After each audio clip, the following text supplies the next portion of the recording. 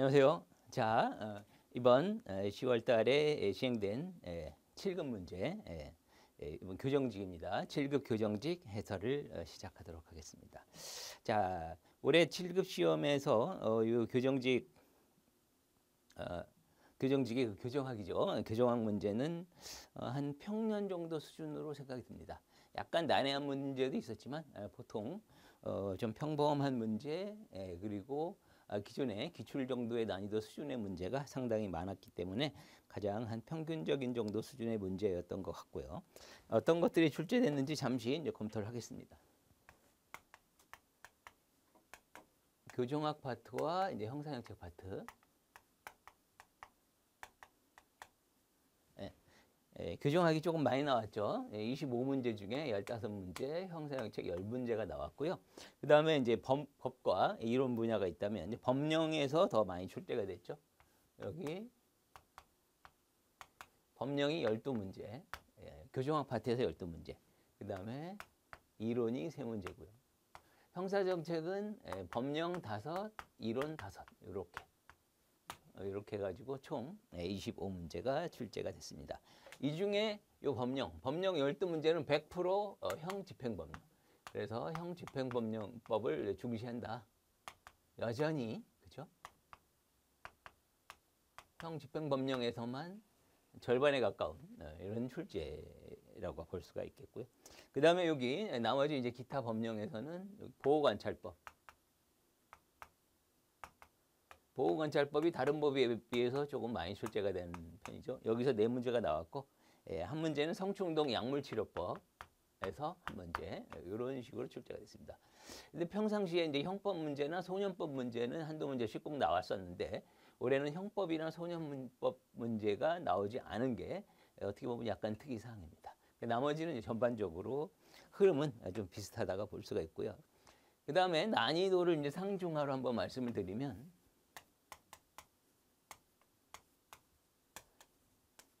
중급, 하급 문제가 상대적으로 많았고요. 이건 뭐 개인에 따라 차이가 있지만 제가 나름대로 분석한 상급 한 2문제 정도, 그 다음에 중급 11, 하급 12문제, 이렇게 중하급 문제가 상대적으로 많았기 때문에 그래서 그렇게 어려운 정도는 아니었고, 그렇다고 아주 쉽다고는 할 수 없지만 평균 정도 수준은 된다. 그게 제 생각이고요. 이 상급으로 제가 잡은 거는 이거 사람 뭐 쉽게 푸는 분도 있을 수 있을 거예요. 범죄 원인론 관련해서 고링 등의 견해 관련된 문제, 이게 약간 어려울 수 있었고요. 그 다음에 형집행법상 소득점수 관련 문제, 이 2가지 정도가 상대적으로 조금 어려울 수 있지 않았나. 그리고 나머지는 이제 보통 정도 수준의 문제였습니다. 자, 그러면 이제 바로 문제 해설로 들어가도록 하겠습니다. 자, 1번 문제부터 바로 들어갑니다. 1. 교정학의 연구에 대한 설명으로 옳지 않은 것.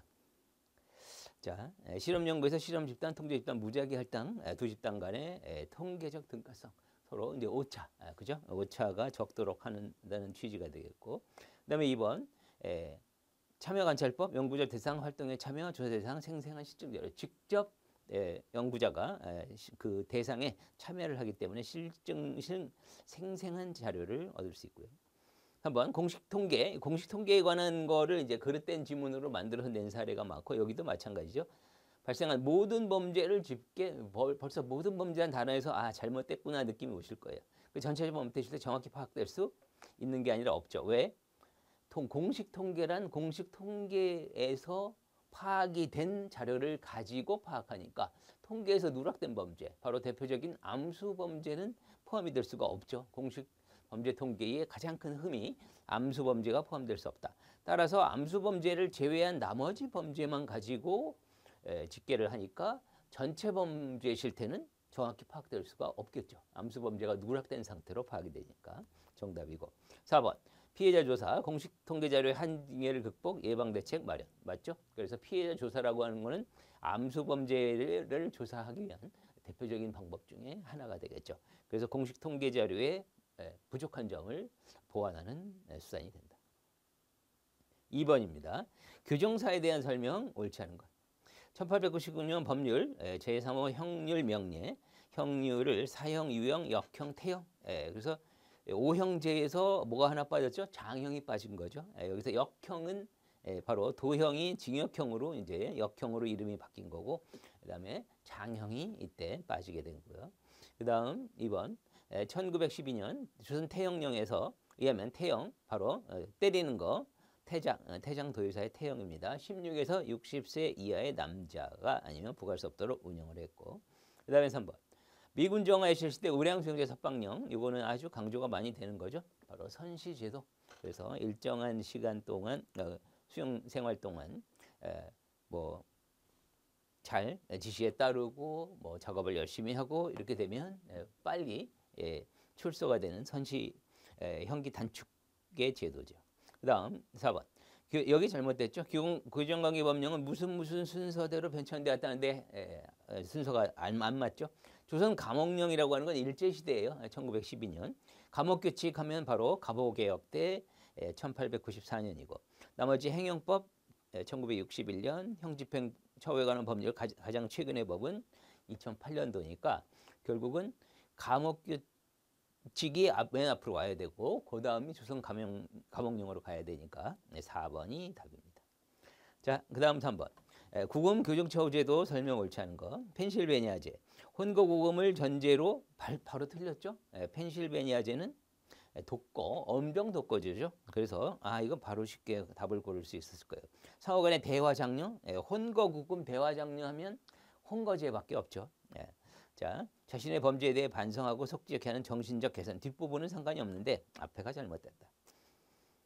2번, 5번제. 주간의 대화 원격 금지한 가운데 공장 취업, 그 다음에 야간의 독거구금 맞죠. 그 다음에 3번 보스털제. 16세, 21세의 범죄 소년 수용, 직업훈련, 학과교육, 규정교화. 오늘날 소년원으로 일컫는 포스탈제에 대한 설명. 자, 아일랜드제. 단계별 진급에 따라 수용자 관리 석방 조건부 석방. 바로 아일랜드제, 잉글랜드제, 엘바니라제 등 바로 누진처우제. 옳은 표현입니다. 자, 다음 4번 문제. 형집행 법령상 접견 편지 수수. 자, 미결 수용자, 이건 가로가 잘못됐죠. 가로의 형사사건 수사 재판받고 있는 수용자 사형 확정자가 제외가 아니라 다 포함이죠. 자, 미결 수용자가 변호인 대리는 사람 접견할 때 차단되지 않는 장소에 접견하게 한다라는 건 잘 알고 계실 텐데, 이 중에 수사 재판 받고 있는 수용자 사형 확정자 같은 경우에는 수용자 사형 확정자로 확정이 됐지만 그 사람들이 여러 가지 사고를 일으켜가지고 확정되지 않은 다른 사건에 한해서는 재판 수사가 진행 중이니까 미결 수용자와 동일한 지위, 따라서 미결 수용자에게 보장되는 변호인과 접촉 차단되지 않는 장소에서 접견할 수 있는 것을 똑같이 보장을 하자. 그래서 포함된다. 그래서 1번 답이고요. 2번, 미결 수용자 변호인 간의 편지 시설에서 상대방 변호인 확인할 수 없는 경우를 제외하고는, 그렇죠. 이거 외에는 유일하고 그 나머지는 이제 검열을 할 수 없습니다. 3번, 수용자가 미성년자를 접견할 때는 차단되지 않는 장소에서 접견할 수 있다죠. 하게 할 수 있다. 이건 하여야 한다가 아니라 임의적으로 보장하는 제도입니다. 4번, 소장은 소송사건 수, 내용의 복잡성 고려, 소송 준비를 위하여 필요하다면 대리인, 변호사, 접견 시간 횟수 늘릴 수도 있고 또 줄일 수도 있고 이런 규정이 있죠. 자, 됐습니다. 다음 5번 문제. 형집행법상 형집행 수용자 처우에 관한 기본 계획에 관한 문제입니다. 기본 계획이 몇 년 전에 신설이 됐는데 이게 또 이제 나올 수 있겠다 해가지고 또 제 문제집에도 새롭게 만들고 했는데 이번에 나왔습니다. 자, 1번 법무부 장관은 5년마다 기본계획 수립한다. 5년마다입니다. 그 다음에 2번 법무부 장관 기본계획 수립 변경할 때 법원, 검찰, 경찰, 관계기관과 협의를 충분히 거치는 게 바람직하겠죠. 근데 3번이 문제예요. 법무부 장관은 교정자문위원회의 심의를 받아 기본계획을 수립 변경해야 한다. 일단 여기서 좀 잘 모르시더라도 느낌이 좀 이상하네 느낌. 무슨 얘기냐면 국가적인 차원의 형집행 처우에 관한 기본계획을 만드는데 교정자문위원회 거기 각종 그죠 위원회 많잖아요. 그 중에 굳이 교정자문위원회 심의를 받도록 규정을 둘 가능성은 희박하죠. 그래서 일단 아닌 거고 실제 법령은 누구의 심의를 받아서 수립한다는 규정 자체가 없습니다. 그래서 법무부 장관이 기본계획을 수립 변경할 때 그 법원, 검찰 등 관계기관과 협의한다는 규정은 있지만 뭐 어떤 기관의 심의를 받는다는 규정 자체가 없기 때문에 3번이 틀린 거죠. 자, 4번 법무부 장관은 기본계획 수립하기에 실태조사, 수요 예측조사 이거는 필요하다면 운영할 수 있겠죠. 자, 6번입니다. 가래에 들어갈 숫자. 자, 이건 이제 기본수용급에 관한 숫자 문제죠. 형집행법 시행기 칙상 기본수용급. 여성, 외국인 수용자, 특히 제가 숫자 들어가는 것들을 강조를 많이 했습니다. 금고형 수용자, 소년 수용자는 19세 미만이니까 가번 19. 그 다음에 청년은 23세 미만이니까 나번은 23. 그죠? 그러면 19, 23인 건 3번밖에 없으니까 뒤에 안 봐도 바로 그냥 답을 체크할 수 있죠. 여러분들이 실전에서 문제 풀다가 시간에 쫓긴다거나 할 때는 이렇게 한 개, 두 개만 딱 대줘도 답이 하나밖에 나오지 않으면 뒤에 거 읽을 필요 없어요. 요거는 이제 문장이 워낙 짧으니까 뭐 순간적으로 다 읽을 수도 있겠지만 시간 절약하는 것도 여러분 그렇게 많이 활용하시고요. 자, 그 다음 4번. 노인하면 65세 이상. 그 다음에 형기 몇 년 이상의 장기? 10년 기준이죠. 그래서 3번 답입니다. 자, 다음 문제. 7번. 형집행 법령상 수용자의 이송입니다. 옳은 거 고르시옵니다. 옳은 거 고르시오가 상대적으로 좀 어려울 수 있죠. 1. 소장은 사용 확정자의 교육교와 작업 필요한 경우 안전질서 필요할 때 누구의 승인이다? 법무부 장관이죠. 지방규정청장은 아주 예외적으로 나오기 때문에 지방규정청장과는 관계없지 정도는 여러분 골라내야 되겠고요. 그 다음에 2번. 징벌받고 교육 부적격자로 판단돼서 선발이 취소되면 반드시 소속 당시 기관이 반드시가 벌써 느낌이 이상하죠. 우리 법령은 이때 징벌받고 부적격자 이래서 취소가 된다면 이송하지 않거나 또는 다른 기관에 이송할 수 있다 이런 규정이 있기 때문에 반드시 그 기관으로 이송한다는 건 틀렸죠. 3번 지방교정청장. 자, 규정기관 안전질서에 긴급하게 이송할 필요가 있을 때 바로 지방교정청장의 이송 승인 사유 3가지 중에 하나죠. 그래서 거실 관련, 그 다음에 인원의 뚜렷한 불균형, 그 다음에 안전질서를 위하여 긴급한 경우. 이건 안전질서를 위하여 긴급한 경우 맞습니다. 정답이고. 4번. 소장은 조직폭력 수용자가 작업장 등에서 다른 수용자 음성적 세력 형성, 집단화. 그러면 분산, 이송 신청을 하게 돼 있는데 누구에게? 여기도 마찬가지 지방교정청장이 아니라 법무부 장관에게 신청하게 돼 있습니다. 자, 다음 8번 문제입니다. 형집행 법령상 소득 점수 평가에 관한 문제입니다. 자, 1번. 소장이 작업장 중 작업의 특성 난이도를 고려하여 필수 작업장으로 지정할 때 소득 점수는 10%, 수는 10%, 우는 30% 범위에서 각각 확대? 이건 아니죠. 여기서 10%, 30% 말을 여러분 공부하신 분들은 어디선가 보셨을 텐데 기본적으로 수 평가의 제한입니다. 수는 10%, 30% 제한이고 이 지문에서는 특성 난이도를 고려해 필수 작업장으로 지정할 때 얼마까지 확대 적용할 수 있느냐 그 부분이니까 전혀 별개의 조항이고요. 여기서는 수는 5%, 우는 10% 이내입니다. 그래서 1번은 잘못됐고요. 옳은 거 고르시니까 또 봅시다. 2번.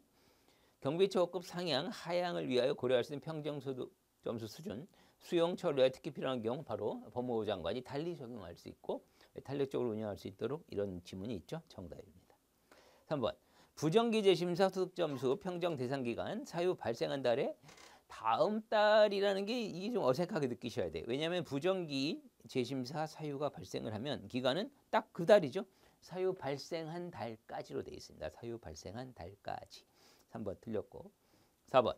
수용자의 수용생활 태도 책임감 협동심 정도에 따라 매우 양호, 보통, 개선 모양 불량, 수 미양가로 되어 있는데 5, 4, 3, 2, 1이에요. 제일 높은 게 5점, 제일 낮은 게 1점입니다. 근데 여기는 불량 가, 수 미양가의 가를 0점으로 한 게 잘못됐죠. 1점입니다. 그리고 앞부분도 약간 문구가 부정확해요. 책임감 협동심의 정도에 따라라고 되어 있는데 우리 법령은 품행이라는 단어가 있어요. 품행, 책임감, 협동심의 정도에 따라.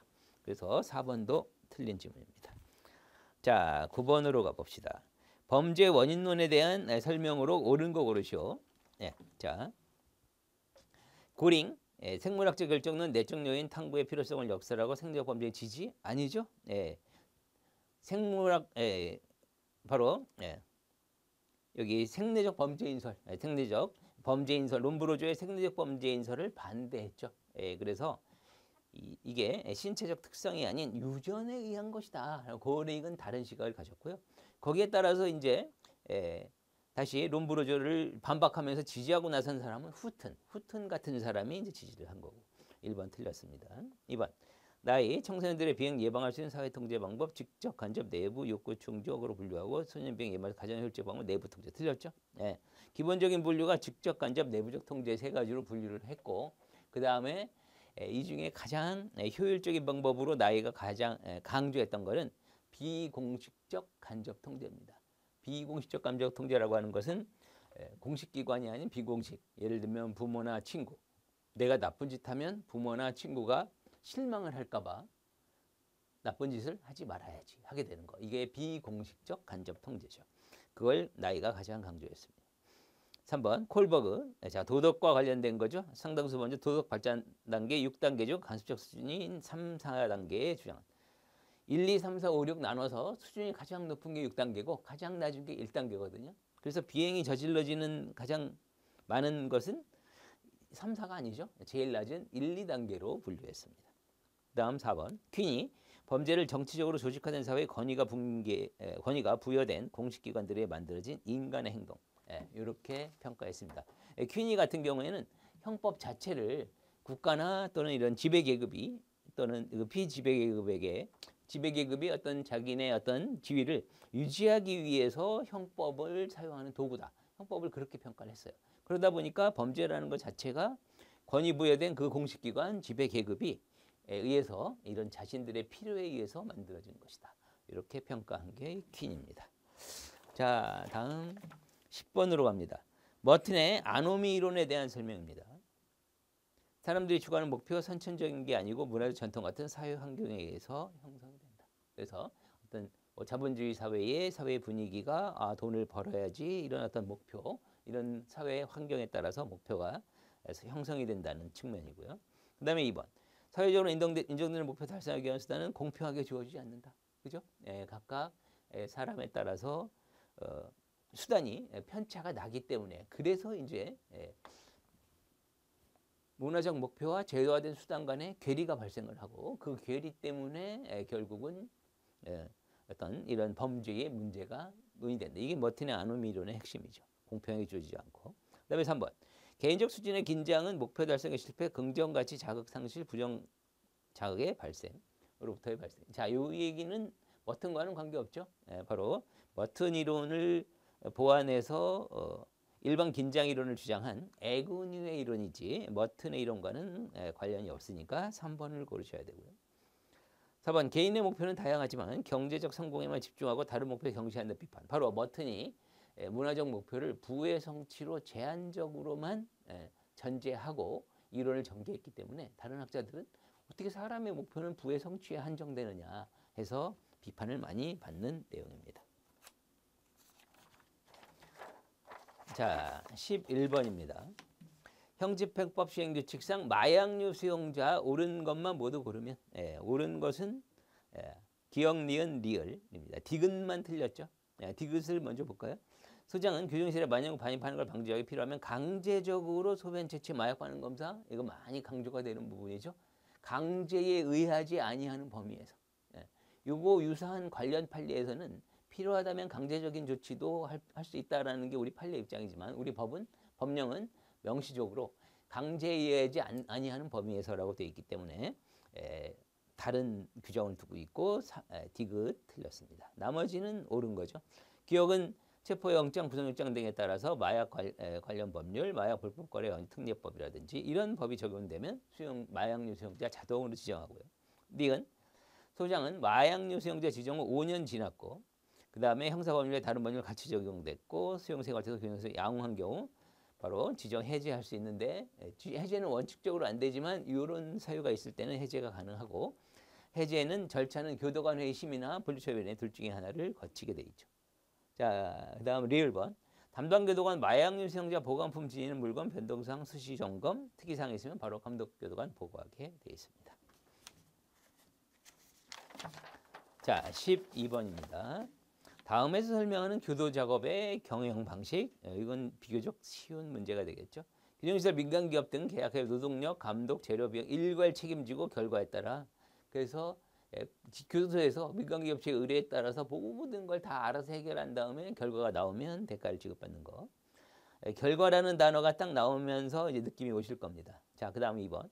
전문 기술자 확보 어렵고 구해 작업이 많아 계열상 부담 민간기업 압박. 특히 구해 작업이 많다. 도급 작업, 대형 공사 얘기하는 도급 작업이구나 이런 느낌이 올 거고 민간 기업을 압박할 가능성도 있죠. 왜?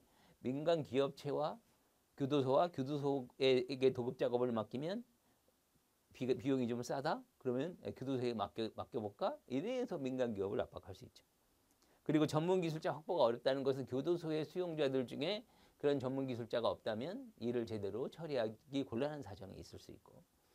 다음 작업 규모가 커서 불취업자 해소 높은 수익 보장. 바로 대형 공사 등이 주로 도급 계약이기 때문에 그렇습니다. 2번 정답. 자, 13번.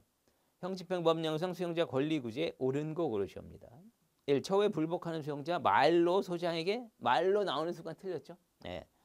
소장에게 청원서를 작성해서 복수하는 거지 말로 하는 제도는 아예 없고요. 순회점검 공무원에게는 청원서가 없을 때 말로 할 수 있다는 규정이 있을 뿐입니다. 자, 2번 수용자 처우에 관해 각각 다른 사유로 반복하여 소장에게 면담 시청할 때 면담을 아니할 수 있다? 틀렸죠? 각각 다른 사유? 동일한 사유로 이미 면담했는데 반복 시청할 때만 그런 경우니까 2번 틀렸고. 3번 법무부 장관 지방교정청장 소장 청구로서 7일 내에 정보 공개 우선이 될 것 예상되는 비용 산정해서 정부에 청구한 수용자에게 납부할 것을 통지하여야 한다? 여긴 여러 군데가 잘못됐어요. 일단 맨 끝에 비용을 납부해라 이런 거는 재량사항이죠. 통지할 수 있다고. 근데 앞부분의 전제도 잘못됐어요. 뒤에만 할 수 있다라고 해도 옳은 지문이 아니에요. 왜냐하면 기본 전제가 청구했다가 정당한 사유 없이 취하를 했다거나 비용을 납부해야 될 의무가 있는 사람이 2회 이상 미납한 사실이 있다거나 이런 사유가 있는 수용자가 청구했을 때 이게 전제입니다. 우리 법령 그렇게 돼 있어요. 그랬을 때 한해서 7일 이내에 이런 비용 미리 납부할 걸 통지할 수 있다. 그래서 3번 틀렸고요. 4번 순회전공 공무원은 수용자가 말로 청원을 받고 청원에 관한 결정을 한 경우 청원 및 결정 요지를 청원부에 기록. 이거는 정확히 옳은 표현이 되겠습니다. 자, 14번으로 갑니다. 기후에 대한 설명 옳은 거 고르시오. 올해는 좀 옳은 거 고르시오가 좀 많았기 때문에 그게 좀 감각적으로 약간 어려운 느낌이 들 수도 있었습니다. 자, 1번 재해로 수용자 본인에게 회복할 수 없는 중대한 재산상 손해 발생했거나 황사의 우려가 있는 경우 기후허가 중대한 재산상 손해 뭐죠? 일반 기후 사유 중에 하나니까 기후 사유 허가 사유에 해당하죠. 2번 2개 이상 징역금고 선고받은 수용자 그중 중한형을 기준으로 요건 징역이나 금고 나오면 어떡하죠? 기간은 합산해서 계산하죠. 합산한다지 중한거 기준 X. 그다음에 3번 소장은 기후허가하면서 교도관 동행 한 경우 가족 보호관계인 사람 보호서약서 제출을 받게 돼 있죠. 보호서약서 제출을 받아야 한다는 말은 예외가 없습니다. 그래서 받지 아니할 수 있다. X. 4번 무기형 선고받은 수용자 집행받은 기간이 7년이 지나면 바로 기후허가 요건 형기 충족. 기후허가 요건 중에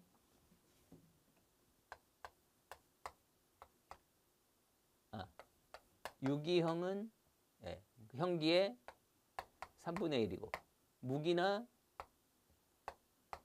21년 이상 이렇게 되면 바로 요거 기준으로 해서 7년. 요거의 3분의 1이죠.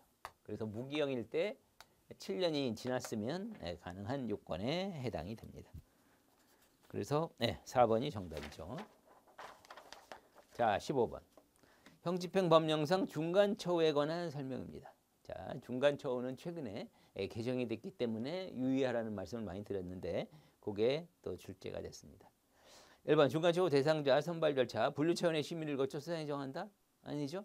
바로 법무부 장관이 정한다라고 되어 있습니다. 그래서 1번 답이고 2번 중간처우 대상자 전담교정시설 수용되어 알맞는 처우 전담교정시설 부족 부득이한 사유는 예외 규정이 있고 3번 특히 요건 기간이 바뀌었죠. 형기 2년 이상 범죄 횟수 1회이고 중간처우 받는 날부터 가석방 형기 종료일까지 3개월 이상 1년 6개월 미만인 개방 완화 경비 처우급 지역사회에 설치된 개방시설. 정확히 맞습니다.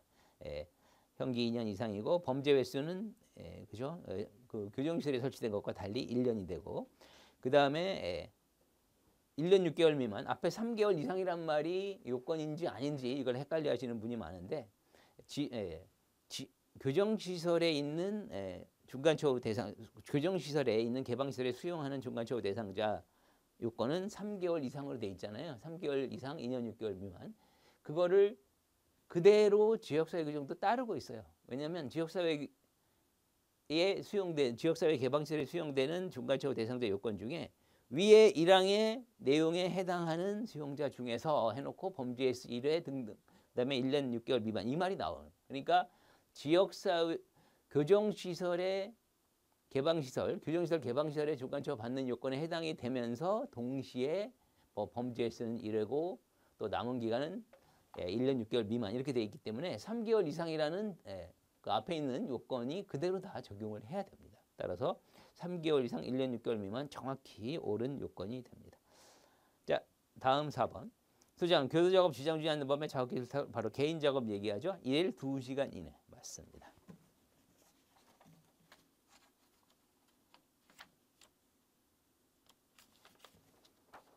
자, 다음. 16번이죠. 보호관찰심사위원회 심사 결정사항입니다. 소년 수용자 가석방 취소 들어있죠. 그 다음에 2번 성충동 약물치료 명령 받은 자의 준상 위반 정도 치료기간의 연장. 이거는 보호관찰심사위원회 규정이 없죠. 그래서 연장이라고 하는 것은 검사가 청구하고 법원이 결정하는 거지 위원회에서 할 일이 아니죠. 16번은 일단 2번 답이고요. 3번 가석방되는 성인 수용자 보호관찰 필요성 들어있고 가석방 취소. 4번 가석방 임시퇴원 알 수 없어 계속할 수 없을 때 보호관찰 정지 해제도 들어있습니다. 요거는 제가 평상시에 두 문자로 정리를 많이 해드렸는데 그 우리 자료의 해설 끝부분에 보호관찰심사위원회 관장사무에서 가석방 취소부터 치료에 있는 위원장이 회의에 붙이는 사항 제가 가임, 퇴보, 부법장 이렇게 해서 이제 두 문자가 좀 어색할 수도 있지만 그게 사실은 예전에도 기출문제에서 아주 쉽게 답 고르는 기준 방법이 됐고 이번에도 마찬가지죠. 아주 쉽게 고를 수 있었습니다. 17번 보호관찰 등에 관한 법률상 갱생보호로 옳지 않은 것. 갱생보호 방법 중 숙식 제공 연장기간 포함해서 18개월 아니죠. 요거는 연장은 기본 6개월에다가 3회에 하나요 6개월씩. 그러니까 요게 18이니까 요거 더해서 결국 24개월이죠. 최대 24개월까지. 1번이 답입니다. 그 다음에 2번 갱생보호 신청은 갱생보호사업 허가받은 자나 공단 외에 보호관찰 소장 딱 요 세 가지가 신청할 수 있는 대상이고요. 그 다음에 3번 갱생보호사업 허가받은 자가 정당한 사유 없이 허가받은 6개월 내 갱생보호사업 시작하지 않거나 1년 이상 실적이 없다. 이때는 반드시 취소죠. 법무부 장관 취소하여야 한다. 맞습니다. 그 다음에 4번 갱생보호는 대상자가 가족, 친족, 연고자 등 도움받을 수 없거나 도움만은 충분하지 아니한 경우. 그렇죠. 이건 예외적으로 국가가 도움을 주는 거기 때문에 이런 때에 한해서 행하게 돼 있습니다. 자, 참고로 해설에 있는 것 중에서 허가 취소 등이 있죠. 취소와 사업 정지 명령에 관한 거 잠깐 확인해 보겠습니다. 자, 해설 4번 밑에 보면 허가 취소 등에서 법무부 장관은 다음에 해당이 될 때 취소하거나 6개월 내 기간을 정하여 전부 일부를 명할 수 있다. 다만 1호와 4호는 취소해야 된다. 그래서 지문에 나온 게 4호였고요. 1호는 부정한 방법 허가받았다. 반드시 취소해야 되겠죠. 4호 정당한 이유 없이 6개월, 1년 바로 실적이 없는 경우 취소 반드시 합니다. 나머지 2호 조건 위반, 3호 목적외 사업, 5호 보고 거짓, 6호 법령 위반 이런 것들은 취소할 수도 있고 사업 정지를 명할 수도 있고 임의적인 사유. 18번입니다. 성충동 약물치료법상 치료명령. 자, 옳은 거 고르시옵니다. 1번 위원회는 징역형과 함께 치료명령 받은 자 형기 남아있지 않거나 12개월 틀렸죠. 남아있지 않거나 9개월 미만인 사람에 대해서 치료 종료, 가족력 위탁 결정하는 경우에 바로 집행 필요하지 않다면 면제 결정할 수 있고. 그 다음에 2번 자 교도소, 소년교도소, 구치소, 치료감시설장 치료명령 받은 사람이 석방되기 2개월 전까지 보호관찰소장에게 사실을 통보해야 된다.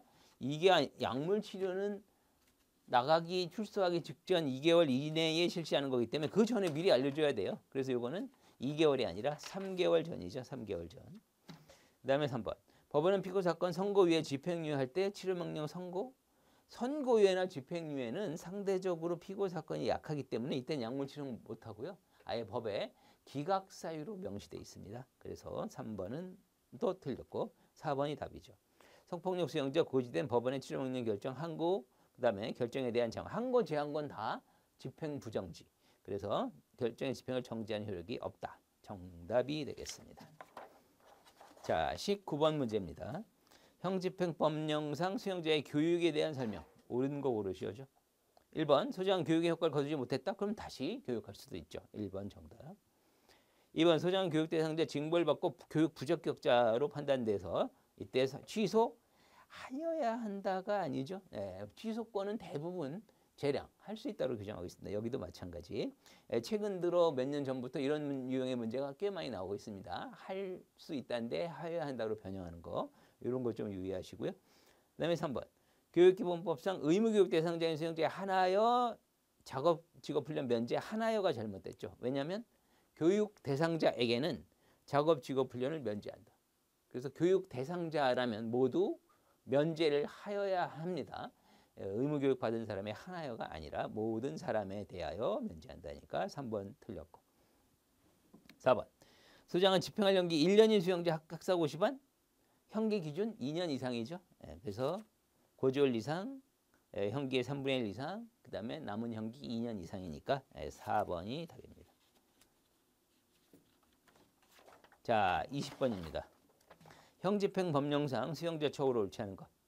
노인 수용자, 장애인 수용자 것이 시설 부족, 부득이한 사용이 없는 한 노인, 장애인 마찬가지 1층에 설치하는 걸 원칙으로 하고 다만 노인은 난방, 그죠? 추위를 타는 분들이 많고 장애인 같은 경우는 변기시설 사용에 편리한 시설을 갖춰야 되죠. 자, 2번. 외국인 수용자 수용것을 지정할 때 종교, 생활 간섭, 민족 분쟁 등으로 민족 감정 등으로 분쟁의 소지가 있다면 외국인 수용자 거실 분리해야 된다. 이거 아주 많이 출제된 지원입니다. 3번. 노인 수용자 전담 교정시설이 아닌 시설에서 별도의 교정시설 공동휴게실 마련하고 노인 선호 오락용품 갖추어야 한다. 공동휴게실과 오락용품 갖추어야 한다. 이거는 노인 수용자 전담 교정시설의 장이 할 일이에요. 노인 수용자 전담 교정시설에 한해서. 그래서 시설이 아닌 시설은 그런 의무가 없습니다. 자, 다음엔 4번. 소장은 19세 미만의 수용자에 대하여 바로 6개월의 1회 이상이죠. 19세 미만 개호상 독거. 그 다음에 노인 수용자가 되겠죠. 자, 그래서 정답은 3번입니다. 자, 21번 문제입니다. 형집행 수용자 처우에 관한 법령상 교도 작업 옳지 않은 것. 19세 이상인 수용자 실제 작업하지 않는 걸 제외 일주일 52시간 맞고 그 다음에 추가 신청 시 8시간까지 연장 맞죠? 자, 2번. 소장은 수용자의 작업으로 인한 부상 질병으로 신체 장애가 발생했다. 교정청장이 지방교정청이 정한 바에 따라 바로 틀렸죠. 법무부 장관이 정하는 바에 따라 위로금을 지급한다고요. 다음에 3번. 소장은 금고 구류 집행유지임 수용자 자신의 신청으로 부과된 작업 취소를 요청했다. 바로 그 사람의 의사 건강 교도관 의견 고려해서 취소할 수 있고. 4번.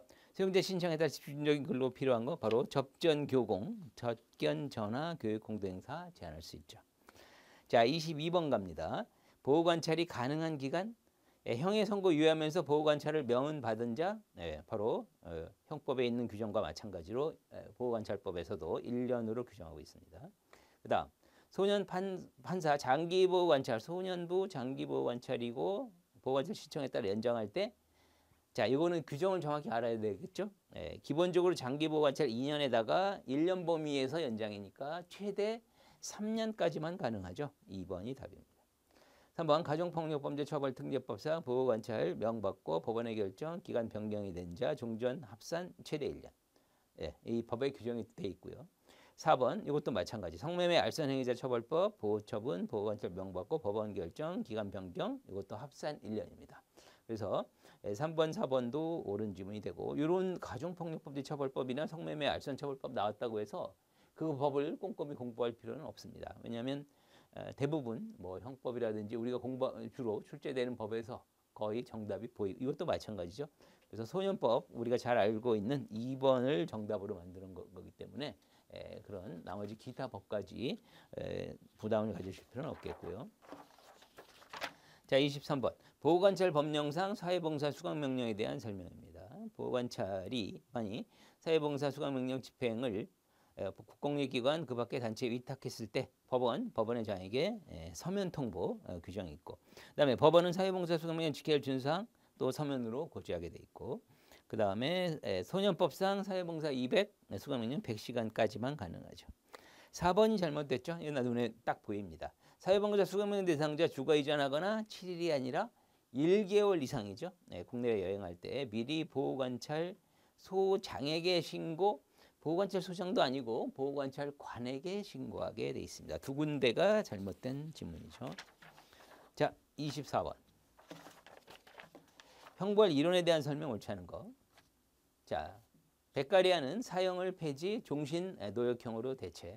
사형 폐지 이론 대표적인 사형 폐지론자죠. 해겔도 마찬가지입니다. 절대적 형벌, 범죄에게는 법의 부정, 형벌은 법의 부정을 부정하는 것. 바로 엄형주의고 엄격하게 형을 집행하는 걸 강조한 해겔이죠. 칸트. 자, 응보 이론을 옹호했고, 형벌은 일정한 목적을 추구하기 위해서 존재하는 게 아니라 범죄에 고통을 주는 것 자체가, 칸트도 마찬가지입니다. 엄형주의적 시각이고. 그 다음에 4번 포이에르바흐, 바로 일반 예방을 강조한 대표적인 학자죠. 일반 예방은 특별 예방 구별하고 제사회와 관련된 심리 강제설을 주장하면서 특별 예방이 아니라 일반 예방 강조했죠. 심리 강제설이 뭔지 알면 쉬웠던 건데, 심리 강제설이라고 하는 것은 이렇게 형법에 규정을 두고 나쁜 짓을 하면 이렇게 처벌한다라는 그렇게 규정을 두고 집행을 하게 되면 일반인들로 하여금 나쁜 짓을 하면 저렇게 되니까 하지 말아야지, 일반인들에게 심리를 강제하면서 범죄를 예방하는 효과, 바로 일반 예방 효과를 이야기하는 겁니다. 4번이 정답. 25번. 형벌과 보완처분 관계로 옳지 않은 것. 이런 주의에 따르면 형벌과 보완처분 모두 사회방위 범죄인 교육 개선을 목적으로 하기 때문에, 그죠? 똑같으니까 하나만 부과해라. 이원주의. 형벌의 본질, 책임 기초한 과거 행위에 대한 응보, 보완처분, 장래 위험, 대책. 각각 목적 성질이 기능이 다르다. 그래서 하나의 행위에 대해서 둘 다 부과할 수 있다. 이런 시각이죠. 그래서 절충한 게 대체주의죠. 대체주의는 보완 처분에 의해서도 형벌 목적을 달성할 수 있는 경우 형벌을 폐지하고가 잘못됐죠. 형벌을 폐지하지 않은 뜻이 아니라 이론주의, 이원주의를 절충을 해가지고 형벌을 부과하는, 형벌을 정할 때, 선고할 때는 책임을 기초로 선고를 하고, 이게 이원적 시각이죠. 그 다음에 집행 단계에서 그것을 보완 처분에 대체해서 집행하거나, 형벌을 유지하면서 보완 처분했던 걸 형기에 산입한다거나, 그런 개념이지 형벌 자체를 폐지한다는 의미가 아니기 때문에 3번이 답입니다. 4번. 대체주의에 대해서 책임 원칙이 어긋나고 정의관념에 반한다. 그죠? 대체주의라고 하는 건 절충한 형태가 되다 보니까 이 책임의 범위를 벗어난 어떤 결정을 내릴 수도 있고 하기 때문에 여러 가지 비판점이 존재합니다. 자, 이렇게 해서 다 살펴보았는데요. 자, 교정직 올해 교정학 문제, 7급 교정직 교정학 문제에서는 약간 난이도 있는 문제도 몇 개 눈에 보이긴 하지만, 그래도 전반적으로 볼 때 한 평균 정도 수준의 난이도로 생각이 듭니다. 올해 시험 보신 분들 좋은 결과 있기 바라고요. 또 향후 시험을 대비하시는 분들은 이런 최근의 경향을 잘 파악을 해서 준비에 철저를 기하기를 당부드리겠습니다. 이상으로 강의 마치겠습니다.